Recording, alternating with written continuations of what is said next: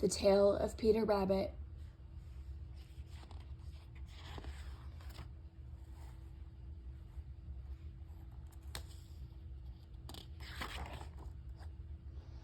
The Tale of Peter Rabbit by Beatrix Potter.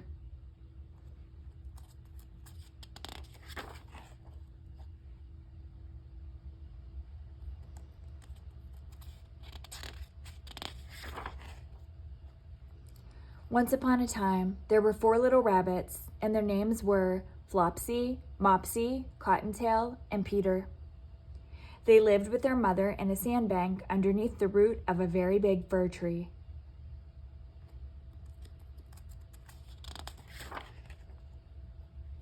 "Now, my dears," said old Mrs. Rabbit one morning, "you may go into the fields or down the lane, but don't go into Mr. McGregor's garden. Your father had an accident there. He was put in a pie by Mrs. McGregor. Now run along and don't get into mischief. I am going out."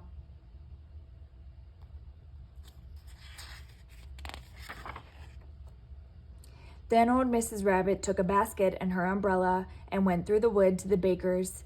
She bought a loaf of brown bread and 5 currant buns. Flopsy, Mopsy, and Cottontail, who were good little bunnies, went down the lane to gather blackberries.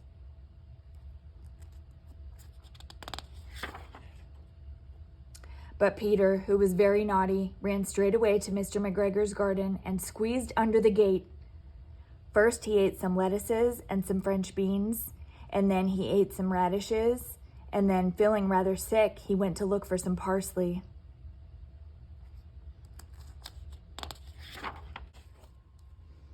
But round the end of a cucumber frame, whom should he meet but Mr. McGregor? Mr. McGregor was on his hands and knees planting out young cabbages, but he jumped up and ran after Peter, waving a rake and calling out, "Stop, thief!"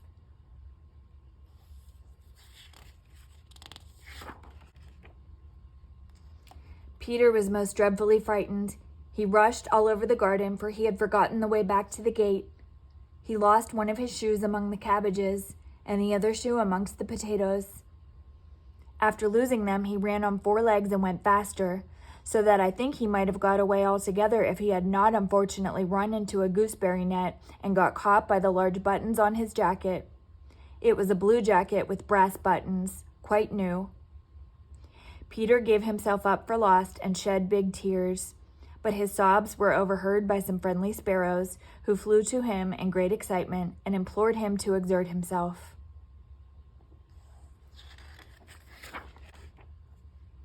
Mr. McGregor came up with a sieve, which he intended to pop upon the top of Peter, but Peter wriggled out just in time, leaving his jacket behind him, and rushed into the tool shed and jumped into a can.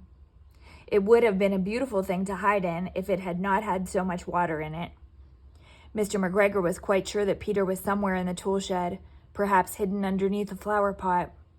He began to turn them over carefully, looking under each.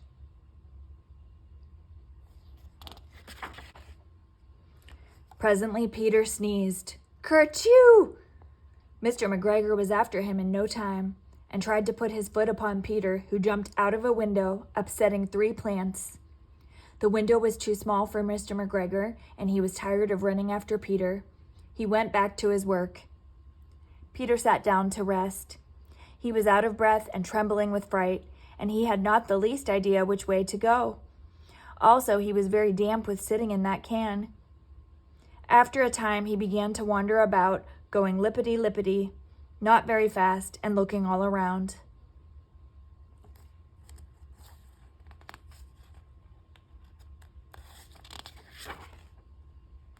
He found a door in a wall, but it was locked, and there was no room for a fat little rabbit to squeeze underneath. An old mouse was running in and out over the stone doorstep, carrying peas and beans to her family in the wood.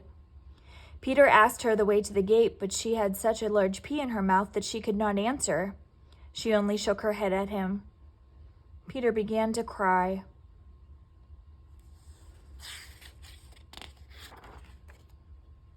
Then he tried to find his way straight across the garden, but he became more and more puzzled.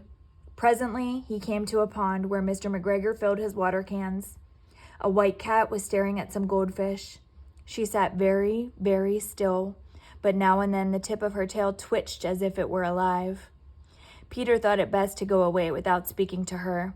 He had heard about cats from his cousin, little Benjamin Bunny.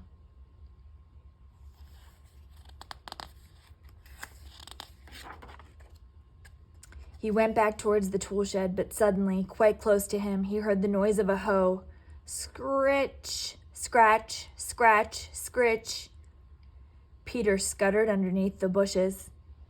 But presently, as nothing happened, he came out and climbed upon a wheelbarrow and peeped over.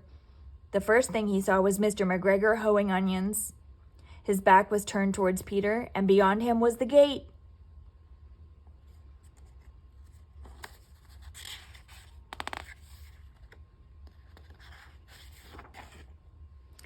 Peter got down very quietly off the wheelbarrow and started running as fast as he could go along a straight walk behind some black currant bushes. Mr. McGregor caught sight of him at the corner, but Peter did not care. He slipped underneath the gate and was safe at last in the wood outside the garden. Mr. McGregor hung up the little jacket and the shoes for a scarecrow to frighten the blackbirds. Peter never stopped running or looked behind him till he got home to the big fir tree.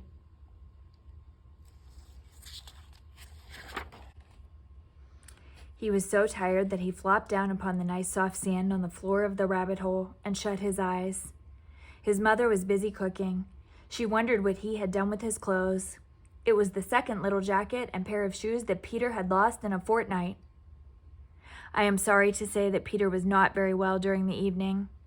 His mother put him to bed and made some chamomile tea, and she gave a dose of it to Peter. 1 tablespoonful to be taken at bedtime. But Flopsy, Mopsy, and Cottontail had bread and milk and blackberries for supper. The end.